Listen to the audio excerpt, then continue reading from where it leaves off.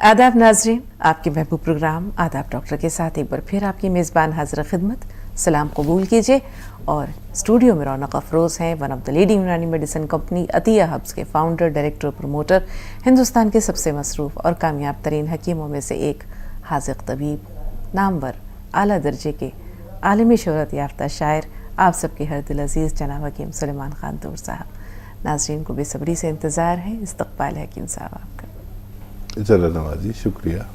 तो नाज़रीन, आगाज़ करते हैं चंद लफ्ज़ों पर मुश्तमिल एक छोटी सी हिकायत से, और उसके बाद इंशाअल्लाह हकीम साहब का खूबसूरत कलाम।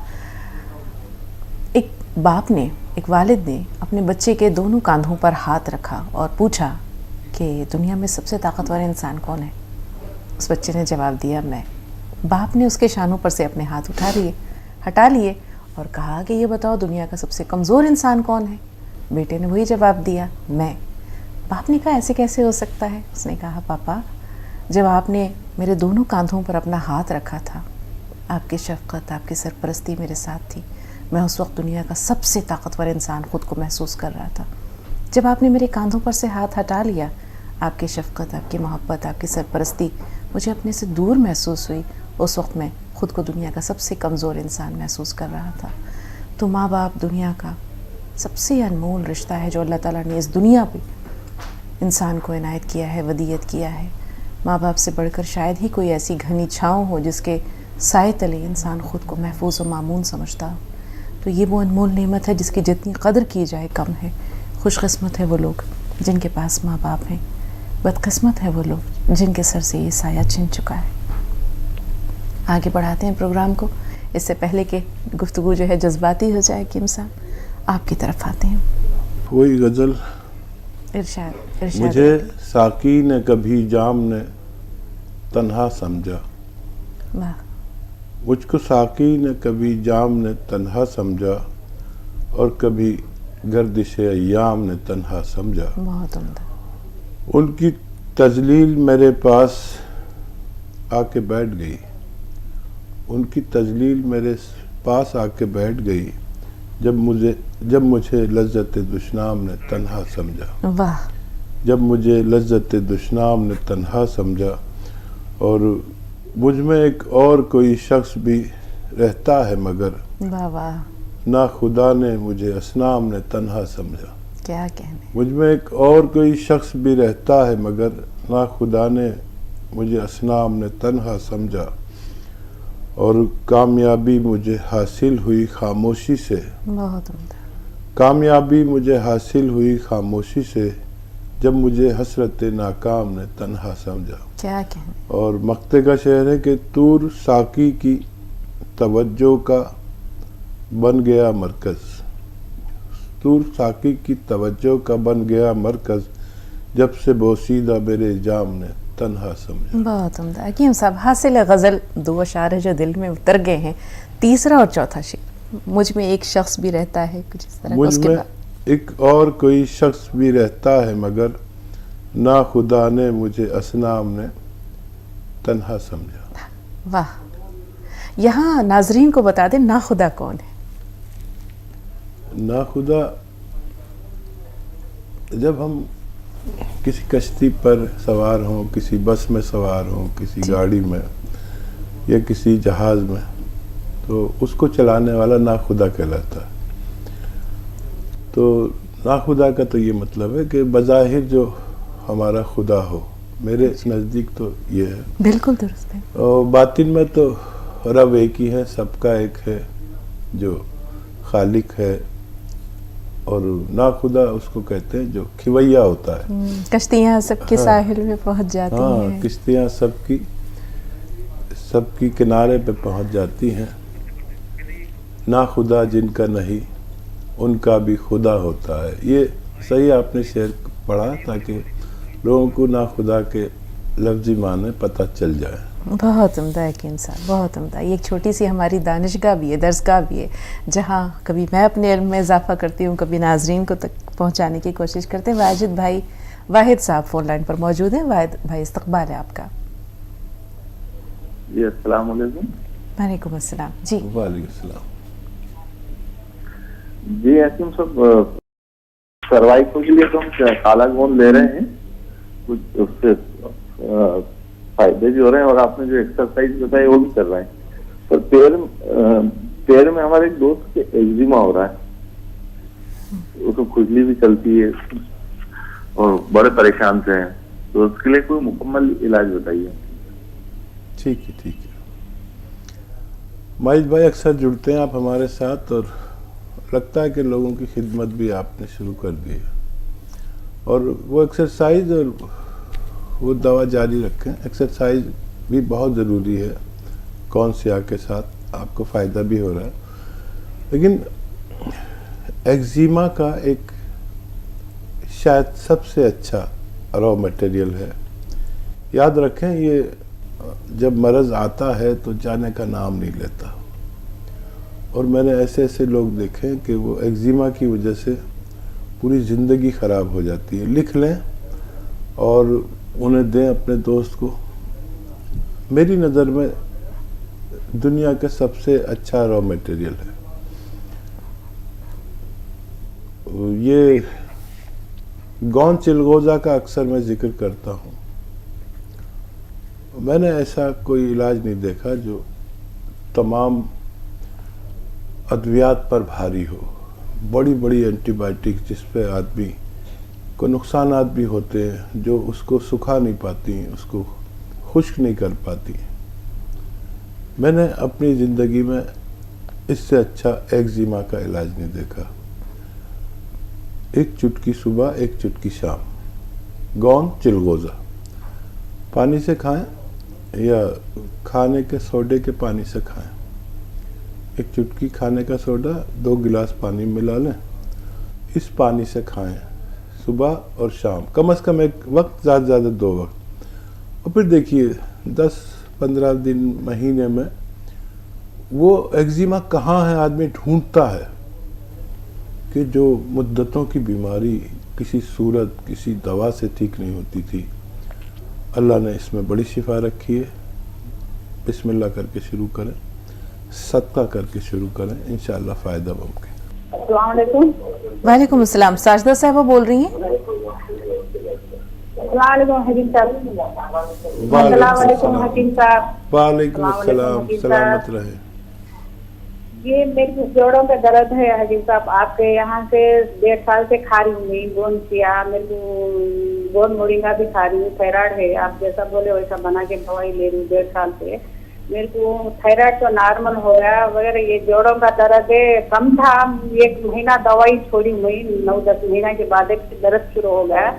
तो आपके यहाँ से फिर दवाई आ गया, मंगा लिए, मगर उसके साथ साथ जड़ी बूटी भी मंगा लो बोले। जड़ी बूटी भी मंगा लिए, और परसों आया, कल तो मैं फूड पीस के रख ली हूँ।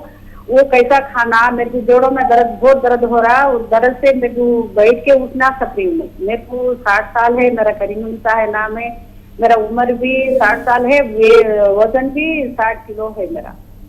तो कैसा खाना और दवाई, वो बोले कि जड़ी बूटी है तो 3 का है, वो जैसा बेर जैसा है वो वाला एक पैकेट है। एक पैकेट में संदल का लकड़ी जैसा है, थोड़ा वो अश्वगंधा बोल रहे, एक लकड़ी का जैसा है, जैसा लकड़ी का, वो पूरे 3 पैकेट आए हैं। उसके पूरे सुखाए, कूटे, मिक्सी पकड़ के उसकी पाउडर बनाए, एक डिब्बे में डालिए। वो बोल रहे कि आधा सुबह सुबह शाम खाओ, एक चुटकी है तो काला खून खाओ। ठीक है बहन, ठीक है। तो आपने जो भी किया बेहतर किया, सही किया। अब सुने कि उसे खाना कैसे है, ये हकीम साहब बताएंगे। जी हकीम साहब। बहुत अच्छा किया आपने, ये सब ले लिया, और इसमें आप अलसी को हल्का सा भून कर, अलसी को हल्का सा भून कर अलग से रख लें, और आधा चम्मच अलसी और 2 ग्राम ये पाउडर जो आपने बना लिया है, 2 ग्राम और आधा ग्राम अलसी पानी के साथ लें या कम चर्बी के दूध के साथ लें।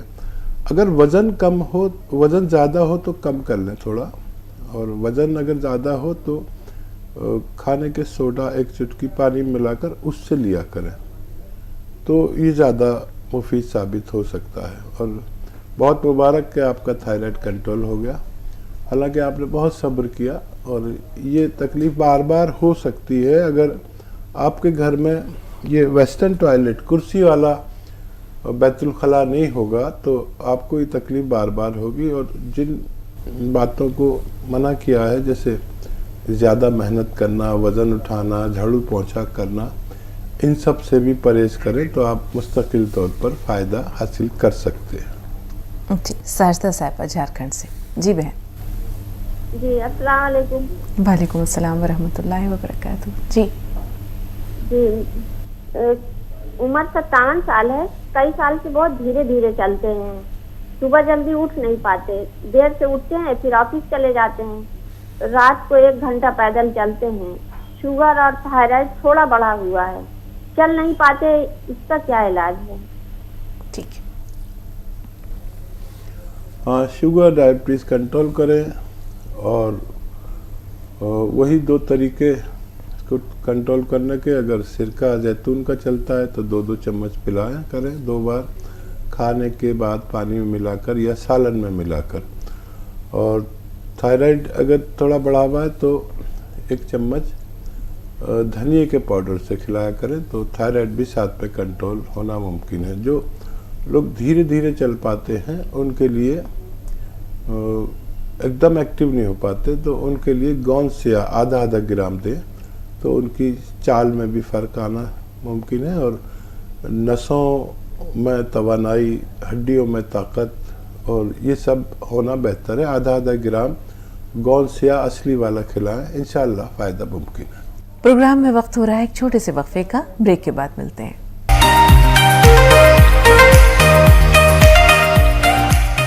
जश्न जमहूरिया हिंद के मौके पर दुबई में मुनक़िदा शानदार आलमी कवि सम्मेलन व मुशायरा। जीतने का ये हुनर भी आजमाना चाहिए, भाइयों से जंग हो तो हार जाना चाहिए। अरे क्या कहने, वाह वाह वाह वाह वाह वाह। रात शबनम चांद तारे और क्या चारों आँखों के नजारे और क्या प्यार में कितना तुम्हें अब चाहिए, दिल तुम्हारा हम तुम्हारे और क्या। सबके दुख में शामिल होकर सबका होना पड़ता है, अपनी हस्ती को पाने में खुद को खोना पड़ता है। बहुत अच्छा है। आज कुछ ऐसी है नासाज तबीयत यारों, दर्ज कर लो मेरी तहरीर वसीयत यारों, कि रह गुजर पूछे कि बतलाओ ये मैयत किसकी, नाम बतलाना उसे मेरा मोहब्बत यारों। आलमी कवि सम्मेलन व मुशायरा बरोज सनीचर रात 9:26। ब्रेक के बाद एक बार फिर आप सबका इस्तकबाल है और एक बार फिर पुरतपा खैर मकदम तमाम नाज़रीन की तरफ से हकीम साहब आपका। हेलो अस्सलाम वालेकुम। वालेकुम अस्सलाम। जी हमारा 8 साल का पोतरा है मेरा, खांसी के मिजाज के थे, उनाव वलसी नुस्खा दे रही हूँ, साहब बताए तो 5 महीने से दे रही हूँ, एक चम्मच कम है उनको। और मसौड़े में से खून जाता कभी कभी, उनको बताना था। और नुस्खा कितने दिन लेना, 5 महीने से ले रहे, अभी कितने दिन दे के रोकना, छोटा बच्चा है ना। जी खून कहाँ से जाता है? नाक से खून आता है? नहीं नहीं, नाक में से। और एक 5 साल की बच्ची को भी जाता, पोतरी को। हाँ। 2 बार गया। और इनको जो है सो 8 साल के बच्चे को मसूड़ों में से जाता, ऐसा थूके तो खून निकलता। मसूड़ों में से? डॉक्टर को बताए। ठीक है जी हकीम साहब। हाँ, ऐसे बच्चे जो नज़ला खांसी के शिकार होते हैं उनमें खून की कमी भी हो जाती है। खून के कैप्सूल, खून बनाने के कैप्सूल, मल्टीविटामिन के कैप्सूल दें एलोपैथ में लेकर। और कुछ अभी तक फ़ायदा हो जाना चाहिए, लेकिन हम ज़्यादा दिन तक भी ये नुस्खा खिला सकते हैं क्योंकि ये इम्यूनिटी स्ट्रॉन्ग करने का नुस्खा है। इम्यूनिटी स्ट्रॉन्ग होते ही खांसी, नज़ला खुद ब खुद जाना मुमकिन है। और जिनकी नाक से खून आता है उनको लिए नुस्खा ये है कि संगे जराहत कहते हैं। एक पत्थर है जिसे हम अपनी ज़बान में संगे जराहत कहते हैं और आम ज़बान में इसे टेलकम स्टोन कहते हैं। ये ले साबुत लें और इसको पीस लें, बहुत आसानी से पिस जाता है। ये वाहिद एक ऐसा पत्थर है जिसको हम खा सकते हैं और किरकिरा नहीं होता। एक चुटकी में जितना आए शहद में मिला के बच्चे को खिला दें, रोज़ाना एक बार, चंद रोज़ देंगे तो उनकी नक्सीर या नाक से खून आना बंद होना मुमकिन है। जी, मसूड़ों की मजबूती के लिए क्या करें?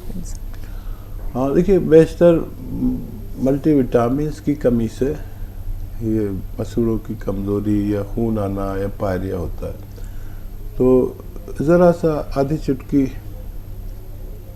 ये खाने का सोडा से दांत मंजवा दें, कभी कभी, रोज़ नहीं, कभी कभी।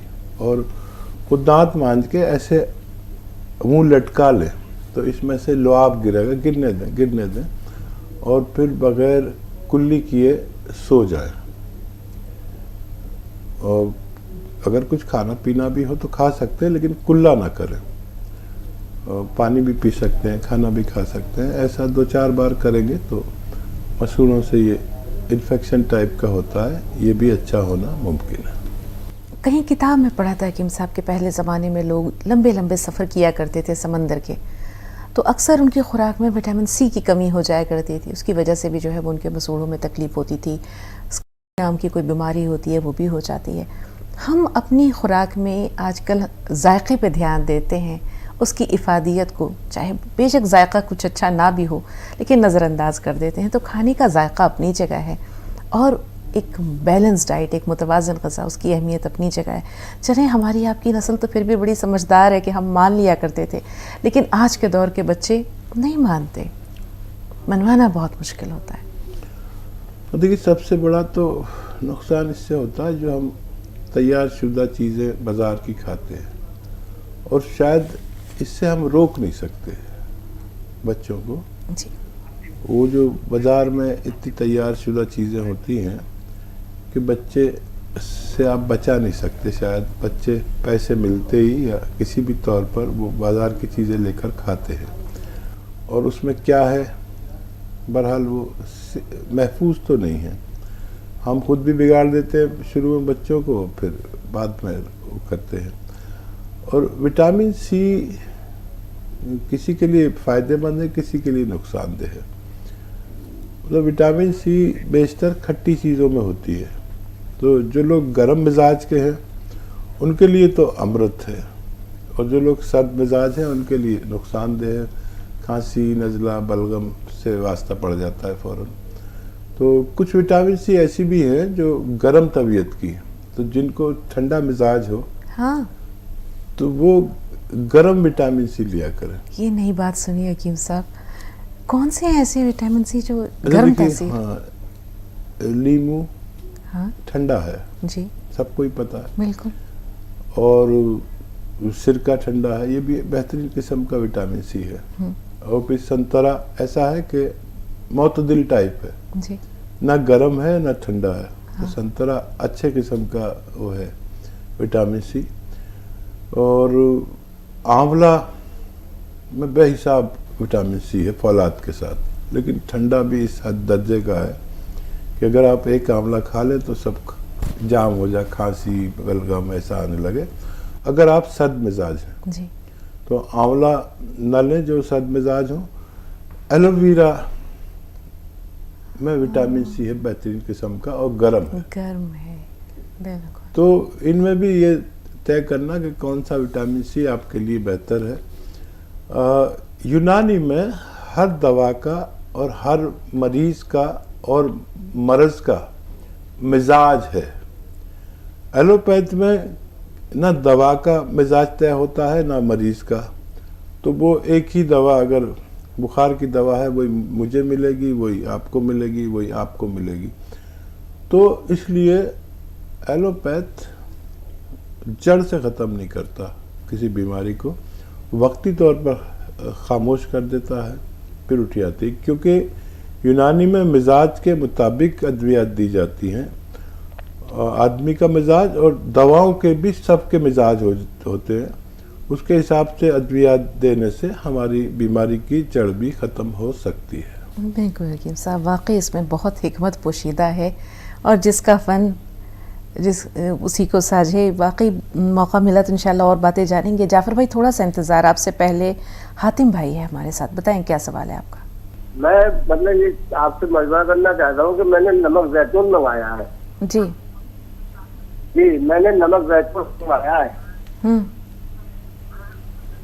जी, खाना कैसे है ये जानना चाह रहे हैं? हाँ, तो मुझे असल में पेशाब बहुत रात में बहुत परेशान करता है। हाँ, और सांस पे मेरी जोर रहता है।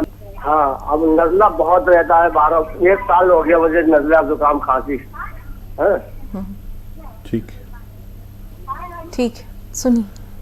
नमक जैतून को अगर इस्तेमाल करें, जिस शख्स को खांसी नज़ला रहता हो तो वो खाने के सोडा 1 चुटकी और 1 चुटकी नमक जैतून यूज़ करें, तो ये फिर गर्म मिजाज का हो जाता है और ये बलगम को इखराज भी करने लगता है, बलगम को खारिज भी करने लगता है। और वो कैप्सूल तो आपके लिए ज़रूरी हो गया शायद, उसे तो छोड़े नहीं, लेकिन नज़ले के लिए बहुत अच्छी माजूनें भी हैं, तैयार शुदा भी, और घरेलू नुस्खा तो मैं बताता ही हूँ आपको, वो ले लिया करें। एक बार दोहरा देता हूँ, सपिस्तान, उन्नाब, अलसी 100 ग्राम लेकर, और 30 ग्राम आपको लेना है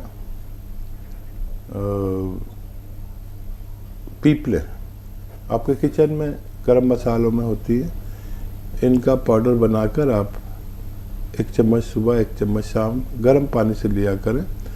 खट्टी चीज़ें छोड़ दें तो इंशाअल्लाह आपको राहत होनी मुमकिन है। जाफर भाई इस्तकबाल है आपका, बताएं क्या सवाल है। अस्सलाम वालेकुम रहमतुल्लाहि व बरकातहू। वालेकुम अस्सलाम व रहमतुल्लाह।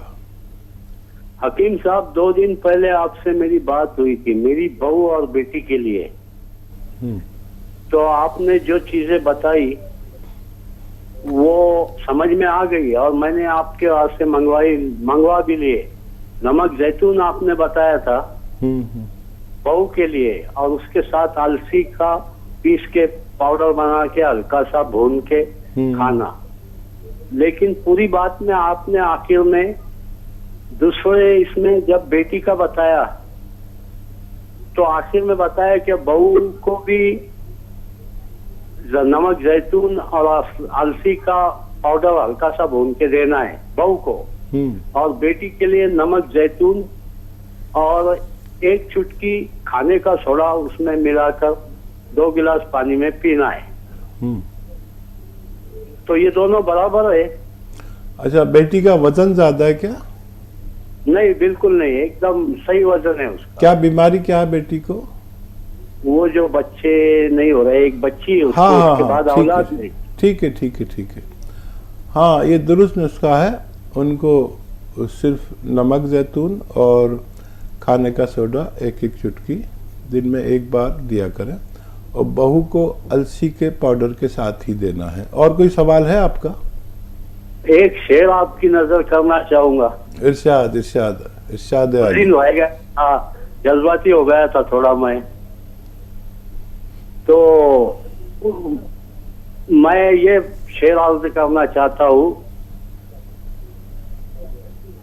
और मेरा एक पोता है, उसको नींद में पेशाब हो जाती है रात में, जिसकी उम्र 7 साल है। तो उसके लिए भी कोई नुस्खा बता दीजिए बराए मेहरबानी। और मेरा शेर सुन लीजिए हकीम साहब। जी, इरशाद अली। मोहब्बत करने वालों का है बस इतना ही अफसाना, तड़पना घुट के मर जाना। शकील बदायूनी का ये शेर है। मोहब्बत करने वालों का है बस इतना ही अफसाना, तड़पना चुपके आए भरना, घुट के मर जाना। और उसके आगे शकील साहब कहते हैं, मोहब्बत हमने माना जिंदगी बर्बाद करती है, ये क्या कम है कि मर जाने पे दुनिया याद करती है। तो हकीम साहब, बदायूनी साहब क्या कहना चाह रहे हैं, मैं आपसे जानना चाहता हूँ। क्या मोहब्बत करने वालों को तंबी दे रहे हैं या उनकी हौसला अफजाई कर रहे हैं? तो ये दोनों बातें आपसे जानना चाहता हूँ। और आपकी जितनी भी बातें है वो दिल पे असर करती है। माशाअल्लाह। जज़ाकल्लाह। कदरदानी का शुक्रिया। देखिए, शायर की एक दुनिया होती है, कयास की, ख्याल की, और वो उसको, अगर शायरी एक अदब का मरकज़ है। आपने देखा होगा कि पहले जो शायरी होती थी उसमें मुअन्नस लफ्ज़ इस्तेमाल नहीं होता था। मुअन्नस मतलब लड़की, औरत, ये कभी इस्तेमाल नहीं होता था। मेरे महबूब न जा, आज की रात न जा, होने वाली है सहर, थोड़ी देर और ठहर। उन्होंने ये नहीं कहा कि लड़की तू मत जा। ये सब शायरी, अदब में, शायरी में कहीं मुअन्नस लफ्ज़ इस्तेमाल नहीं होना चाहिए। तो वो कभी मोहब्बत कहते हैं, कभी अगर किसी लड़की को से तखातुब करना हो तो वो उसे गुलाब कह देंगे, गुलाब की पंखड़ी कह देंगे और तितली कह देंगे, लेकिन लड़की नाम का लफ्ज़ नहीं होता था। जितने भी ये साहिर लुधियानवी, शकील बदायूनी, ये ऐसी शायरी करते थे। फिर ये दौर आया जिसमें कोई तमीज़ ही नहीं रही। आज सीधा आके मुशायरे में लोग, वो वहाँ जा रही थी, मैं यहाँ आ रहा था।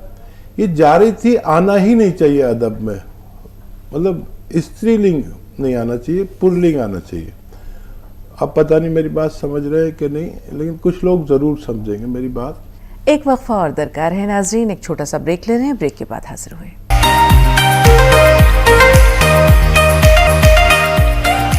ब्रेक के बाद एक बार फिर आपका इस्तकबाल और आप सबके साथ साथ हकीम साहब का इस्तकबाल तमाम नाजरीन की तरफ से। जज़ाकल्लाह, शुक्रिया। कॉलर्स हैं, आइए बात करते हैं। हसीना साहिबा आपसे मुखातिब है जयपाल सिंह, थोड़ा सा इंतज़ार, आपसे भी बात करेंगे। जी हसीना साहिबा, हसीना साहिबा फ़ोन लाइन पर मौजूद हैं। अस्सलाम वालेकुम। वालेकुम अस्सलाम। देखें, ये भी मोहब्बत है। बहुत शुक्रिया इंतज़ार करने के लिए। बताइए बहन, क्या सवाल है? जी, आप लोगों की रहनुमाई का बहुत शुक्रिया हकीम साहब। हम सब आपकी बातें सुनकर बहुत तकलीफ महसूस कर रहे हैं। मेडिकल लाइन का ये हाल देखकर यही हाल हकीम साहब हर जगह है। ईमानदारी से इलाज करने वाले ना के बराबर हैं। ऐसा लगता है लाख व्यापार चल रहा हो। आपके जरिए तो हम सभी नाजरीन को सच्चाई का पता चल रहा है ताकि हम जागरूक रहें। यहाँ तक कि अल्लाह पाक ने आपको ऐसी तकलीफ दे करके हम लोगों को पैगाम पहुँचाया आपके जरिए से। हम सबको, लाखों लोग आपका प्रोग्राम ये देख रहे हैं। कितना बुरा हाल है।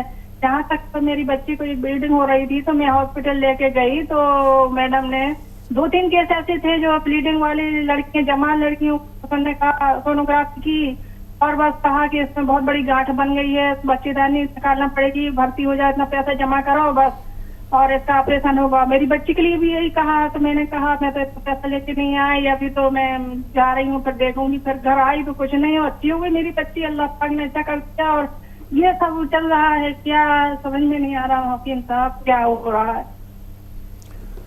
ओह, वाकई देखिए, हर घर में ये एक कहानी है जो तिब्बी परेशानियों की वजह से, लोगों की नीयत ठीक ना होने की वजह से होता है।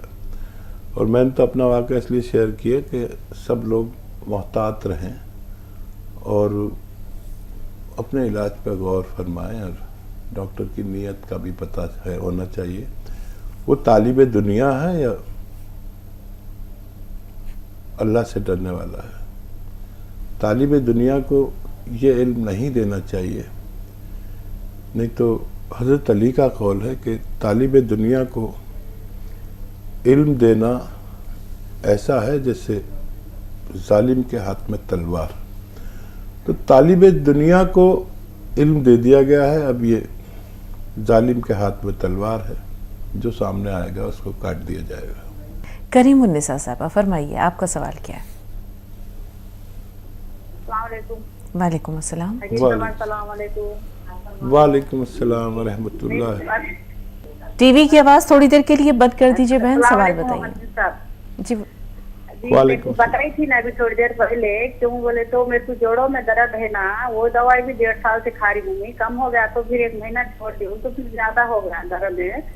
तो अभी वो नींद सो के उठते होते, बैठ के उठते होते मेरे को पैरा अकड़ जाते, ज्यादा देर नहीं चल सकती। फिर मेरे को घर में बाथरूम में ऊंचा वाला कुर्सी है, नीचे नहीं बैठती हूँ, वजन नहीं उठाती हूँ। हाँ, ये दवाइयाँ ठीक हैं। इसमें अश्वगंधा है, उन्नाब है, अलसी को मैंने बताया है आपको, और सपिस्तान है, और सब चीज़ें आप फॉलो कर रहे हैं, अच्छी बात है।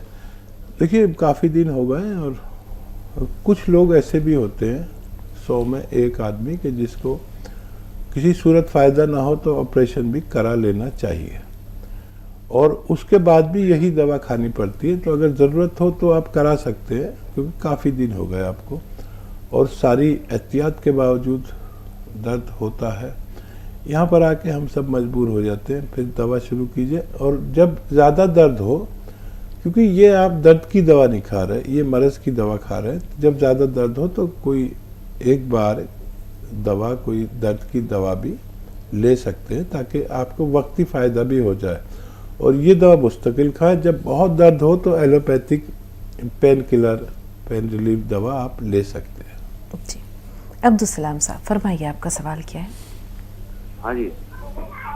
जी अब्दुल सलाम साहब। हाँ जी। जी सर, अब्दुल सलाम साहब बताइए क्या सवाल है। अस्सलाम वालेकुम। वालेकुम अस्सलाम। डॉक्टर साहब, सवाल मेरा ये है, एक वो है मेरा नाती, लड़के का लड़का, वो जो गेहूं की रोटी खाता है तो उसको हजम नहीं होती। 8-10 साल से उसको बहुत तकलीफ है, सिर्फ ज्वार की खाता है और इंजेक्शन लगते हैं, हजम ही नहीं होती गेहूं की रोटी। दुनिया का इलाज करवा लिया, और उसको शुगर भी है। जी। कितना बड़ा बच्चा? बच्चा करीब 14-15 साल का हो गया। ठीक है। हाँ, बहुत जल्दी शुगर भी हो गई बच्चे को, और शुगर वाले का हाजमा भी दुरुस्त नहीं रहता। पेट की दवाएं आप एलोपैथ भी ले सकते हैं, और जब उसे रोटी खिलाए ना आप जब भी, तो एक चुटकी नमक जैतून उसकी सब्जी सालन में मिला दिया करें। उसका जायका भी नहीं बदलेगा सब्जी का, सालन का, और इस सालन से वो रोटी खाएं तो इंशाअल्लाह हज़म होने लगेगी। कुछ दिन देंगे तो मुकम्मल फ़ायदा भी मुमकिन है। और सिरका जैतून का 2 चम्मच सुबह, 2 चम्मच शाम खाने के बाद पानी में मिला के पिला दिया करिए, तो शुगर भी उसकी कंट्रोल होना मुमकिन है। जी, हुमैरा साहिबा दिल्ली से, बताएं बहन क्या सवाल है? कि मेरा बेटा है, अभी तो वो 18 इयर्स का हो गया, लेकिन वो शुरू से ही जब छोटा था वो कभी सेटिस्फाइड नहीं रहता, कभी वो खुश सा नहीं रहता है। पता नहीं क्या बात, कुछ भी चीज की जिद करेगा वो पूरी कर दो, फिर भी वो खुश नहीं रहता। मैं समझ में नहीं आता क्या किस चीज का वो है प्रॉब्लम। आपके कितने बच्चे हैं हुमैरा साहिबा? एक ही बेटा है मेरे। कितने साल के हैं? अभी तो 18 साल का है माशाल्लाह, लेकिन आज भी यही है उसको। वो खुद भी कहता है मैं खुश नहीं रहता कभी। कोई बात नहीं। और दूसरा ये है कि मेरे भाई हैं 60 के आसपास है, उनके ना माथे में या सामने बहुत दर्द हो जाता है कभी भी। अभी आजकल फ्रिक्वेंटली ज्यादा हो रहा है, पहले कभी हो जाता था तो बहुत कुछ लगाने से उससे तब ठीक होता है। माथे में सामने है। जी। नज़ला वगैरह भाई को ना होने दें। और ये एक्सरसाइज देखिए बड़ी कामयाब है। जिन लोगों को भी सर में दर्द, माथे में दर्द रहता है, गर्दन में या सर्वाइकल है, ये एक्सरसाइज ज़रूर करें रोज़ाना 3 मिनट। एक ये और एक ऐसे। ये एक्सरसाइज दुनिया की कीमती एक्सरसाइज में से है। और कौन सिया आधा ग्राम 2 बार भाई को दें। ये कोई बीमारी नहीं है, एक उम्र का तकाजा है। और धनिया 1 चम्मच रोज़ाना इन्हें खिला दिया करिए। और मुमकिन हो तो 1 चुटकी नमक जैतून के पानी से, जो इस तरह के अफखरात बनते हैं वो उनको ज़ाया कर देता है। एक केमिकल सा तैयार होता है जो आदमी को बहुत कुछ भी हो तब भी मुतमईन नहीं होने देता। ये उस केमिकल को ऐसे दिमागों से निकाल देता है और बच्चे फिर मुतमईन ज़िंदगी गुजार सकते हैं। शहनाज साहबा राजस्थान से। जी बहन, क्या सवाल है आपका? जी अस्सलाम वालेकुम। वालेकुम वालेकुम अस्सलाम। हाँ जी भैया, मैंने वहाँ से दवा मंगाई रखी है और बहुत कुछ फायदा हुआ है।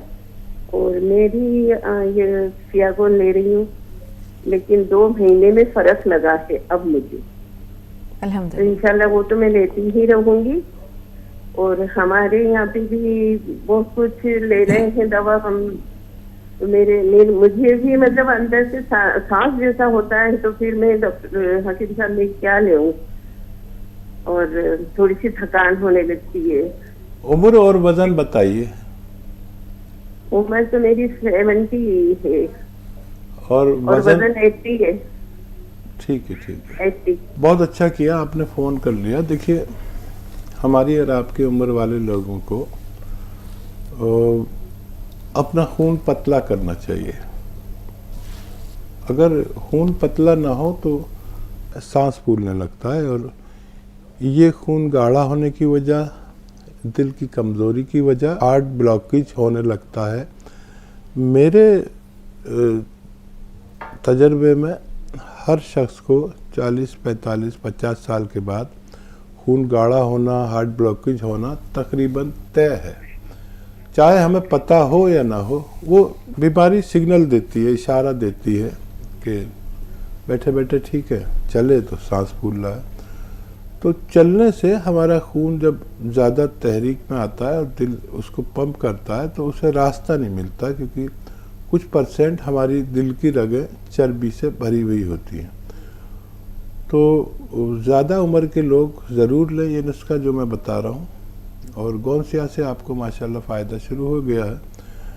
नमक ज़ैतून 1 चुटकी, जितना इसमें आए, और 1 चुटकी खाने का सोडा 2 गिलास पानी में मिलाकर रोज़ पी लिया करिए, 1 बार या 2 बार। आपकी ज़ईफ़ी का एक तरह से मुहाफ़िज़ है ये गोंसिया भी, और ये भी। गोंसिया आपके तमाम जोड़ों की मरम्मत, नसों की और पट्टों की मरम्मत करता है। फ़ायदा शुरू हो गया आपको। ये आपकी रगों में दौड़ने वाले खून को उस लायक करता है जिस लायक आप सेहतमंद ज़िंदगी गुजार सकें। उसका जो मोटापन, थिकनेस आ जाती है, उसमें भारी हो जाता है खून, तो उसको इतना पतला कर देता है जितनी ज़रूरत हो, और कहीं ब्लॉकेज हो उसको खोलता है। प्रोग्राम में वक्त हो रहा है एक छोटे से वक्फे का। ब्रेक के बाद मिलते हैं। ब्रेक के बाद एक बार फिर आप सबका इस्तकबाल है, और एक बार फिर पुरतपा खैर मकदम तमाम नाज़रीन की तरफ से हकीम साहब आपका। चलो नवाजी, बताएं क्या सवाल है। हेलो जी कृष्णा, बताएं क्या सवाल है। नमस्कार मैडम। जी आदाब। हकीम साहब को नमस्कार। जय हिंद, स्वागत है आपका। हेलो जी कृष्णा जी, सवाल बताइए। मेरे आंखों की ना रोशनी एकदम थोड़ी कम सी हो गई है, तो उसके लिए कुछ इलाज, और मेरे कंधे बहुत दर्द होते हैं। ठीक है, फिलहाल गाजर आ रही है। गाजर का 1 गिलास जूस पीना है आपको, और उसमें 1 ग्राम गोंद मोरिंगा सफ़ेद वाला, याद रखें सफ़ेद वाला ही ओरिजिनल गोंद होता है मोरिंगा का। गोंद मोरिंगा सफ़ेद 1 ग्राम गाजर के जूस में मिला के रोज़ 1 बार पिया करें। और ये उस मौसम में जब गाजर ना दस्तयाब हो तो 2-3 चम्मच सौंफ पानी में उबालें, और उसका पानी छान कर उसमें 1 ग्राम गोंद मोरिंगा मिलाकर, चाहे तो उसे अपनी ज़रूरत का मीठा भी कर सकते हैं, शक्कर मिला सकते हैं, रोज़ 1 बार पिया करें, आपको फ़ायदा होना मुमकिन है। जी, हैदराबाद से आयशा, बताइए क्या सवाल है आयशा। अस्सलाम वालेकुम दादी। वालेकुम हकीम साहब को भी सलाम। सलाम। वालेकुम सलाम। हकीम साहब, मेरे को ना ये मेरे छोटे भाई के लिए थोड़ा जहन कमज़ोर है हकीम साहब। कुछ भी बात बोले तो ज़्यादा याद नहीं रखते, बहुत क्या बोलते हैं, वो सताते हो ना, जहन सही थोड़ा कमज़ोर है उनका। और हकीम साहब मेरे को ना आप ये डॉक्टर्स के बात कर रहे हैं तो थोड़ा मैं कहीं भी जाके पूछ नहीं सकती हकीम साहब, मगर मेरे को आप जो भी बोलते ना वो सही है, बल्कि मेरे को समझ में आता है हकीम साहब। मैं बहुत यकीन रखती आपके ऊपर में। मेरे शौहर जो ये कोरोना में इंतकाल हो गया था, तो उनको कोरोना तो नहीं था हकीम साहब, उन्होंने अचानक तबीयत खराब हो गई थी, घर के अंदर बहुत चेंजेस करना, दिमाग प्रेशर लेके बहुत वो कर ले रहे थे। तो फिर हम लोग क्या बोलते भाई की बातें कर रहे थे, तो हम लोग हॉस्पिटल में एडमिट करे लिख जाके 2-3 दिन रखे, खाना नहीं खा रहे थे कितना बोले तो भी। फिर बाद में हॉस्पिटल में एडमिट करे तो 23 डेज हॉस्पिटल में थे। फिर उनको हॉस्पिटल में बहुत कमजोरी आ गई, बात नहीं कर रहे थे, पूरे बूढ़े वो खामोश हो गए थे हकीम साहब। तो उनको एक दिन पहले लाए घर को हॉस्पिटल से, दूसरे दिन इंतकाल हो गया उनका। तो लोग रिपोर्ट्स में क्या बोल रहे हैं, वो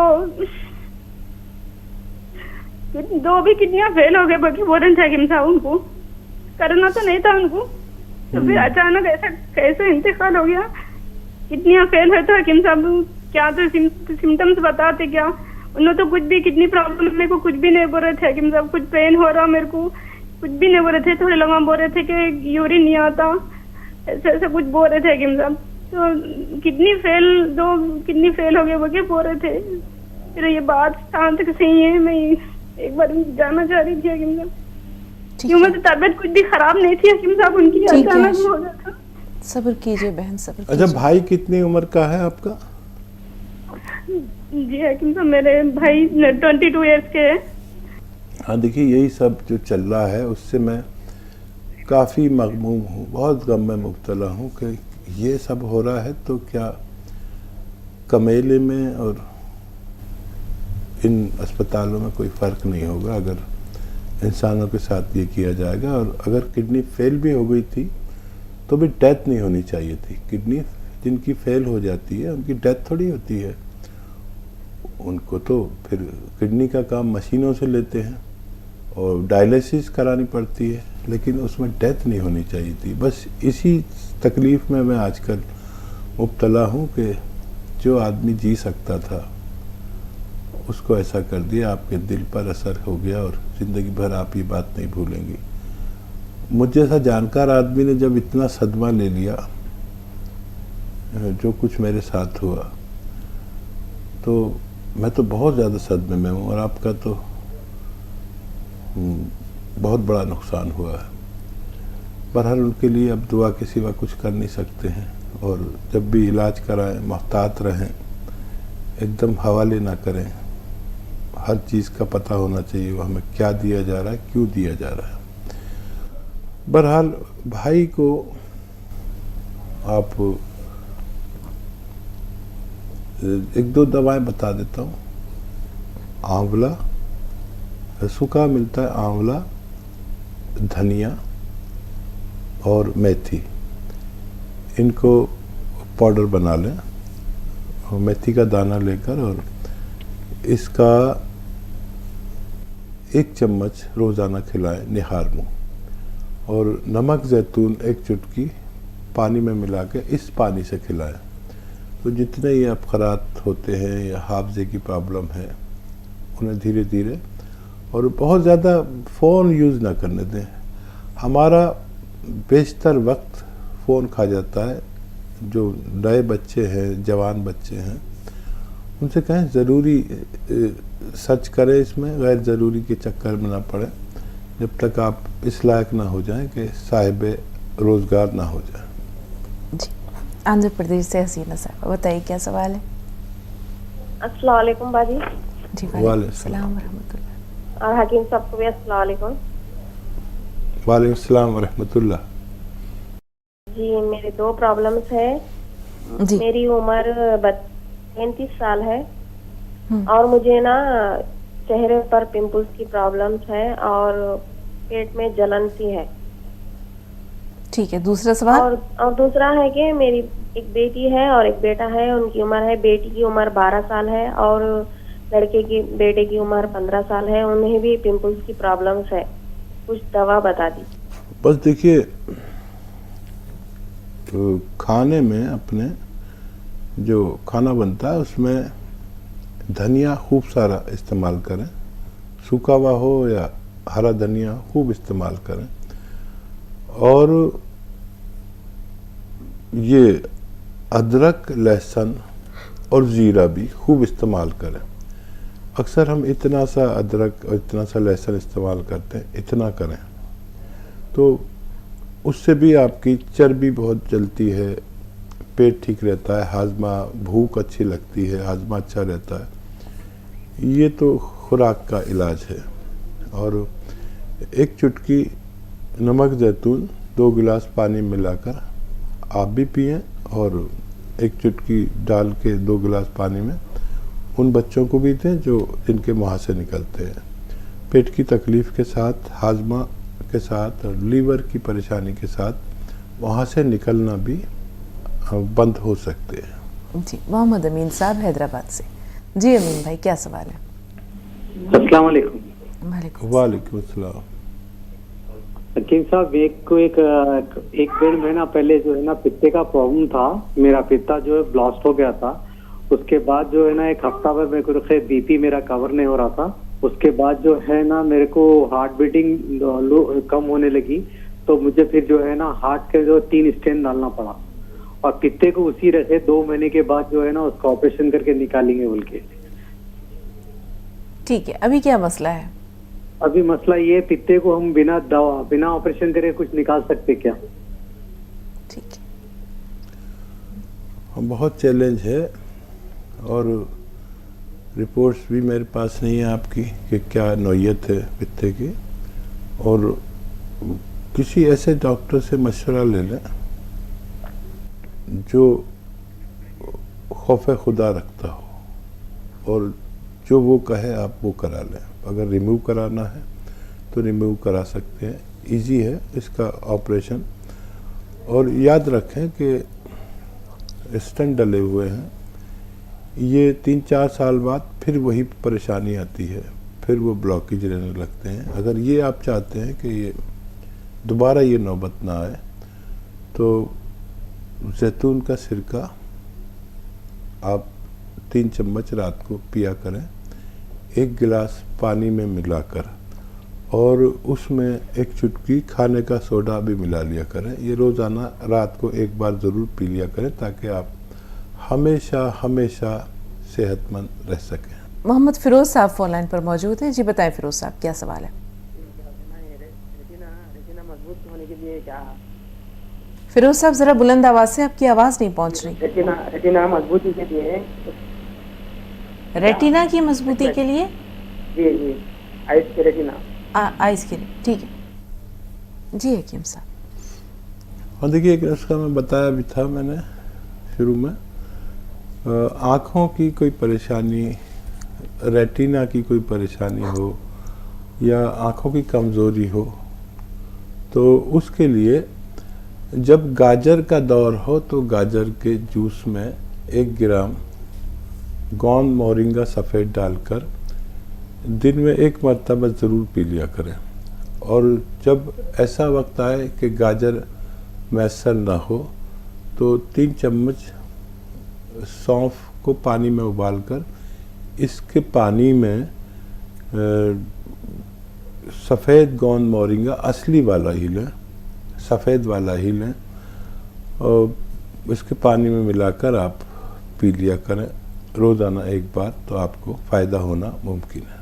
और देखिए, सबसे बड़ा तो नुकसान इससे होता है जो हम तैयार शुदा चीज़ें बाज़ार की खाते हैं, और शायद इससे हम रोक नहीं सकते बच्चों को। जी।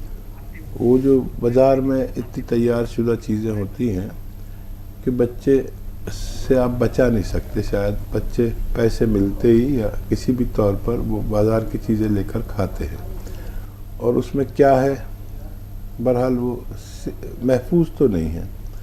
हम खुद भी बिगाड़ देते हैं शुरू में बच्चों को, फिर बाद में वो करते हैं।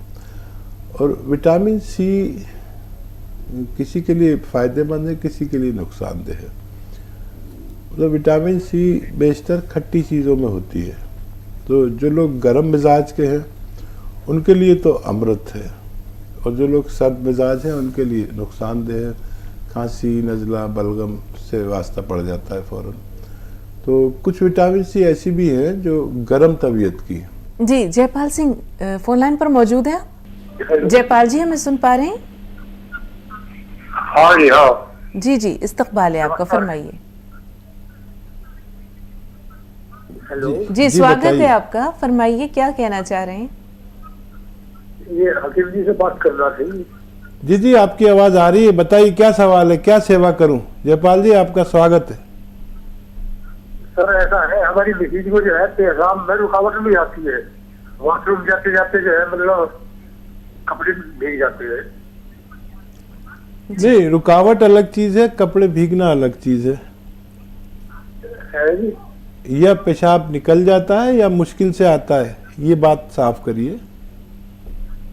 नहीं पेशाब निकल जाता है, नहीं वो मतलब वॉशरूम नहीं पकड़ पाती है। ठीक है मैं समझ गया, आप गौर से सुनिए। देखिए आप जानते होंगे कि एक चीज आती है जिसे कहते हैं लाजवंती।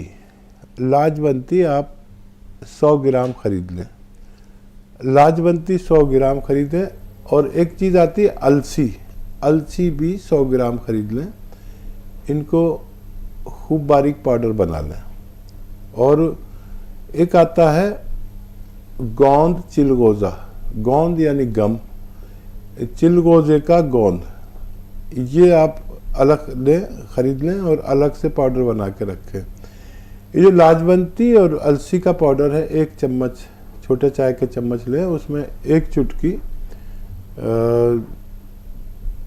गोंद चिलगोज़ा मिलाएं और ये रोज़ाना 1 बार या 2 बार खा लिया करें। आपकी पत्नी को फ़ायदा होना मुमकिन है। बहुत बहुत शुक्रिया हकीम साहब, तमाम नाज़रीन की भरपूर रहनुमाई के लिए। अल्लाह ताला आपको सेहत व आफ़ियत दे और इसी तरह आप अपने फैज़ से इस कार्य खैर को आगे बढ़ाते रहें। अल्लाह इसे आपके लिए एक सदक़ा जारिया के तौर पर सलामत रखे। बहुत बहुत शुक्रिया। अल्लाह आपके साथ भी अच्छा मामला करे। शुक्रिया, जज़ाकल्लाह। आमीन। नाज़रीन आज की मुलाकात यहीं तक, इंशाअल्लाह फिर हाजिर होंगे हकीम साहब की खूबसूरत शायरी के साथ, बेशबहा कीमती अनमोल बातों के साथ, हिकमत के भरपूर ख़जाने के साथ। तब तक के लिए आपसे इजाज़त लेते हैं। आदाब।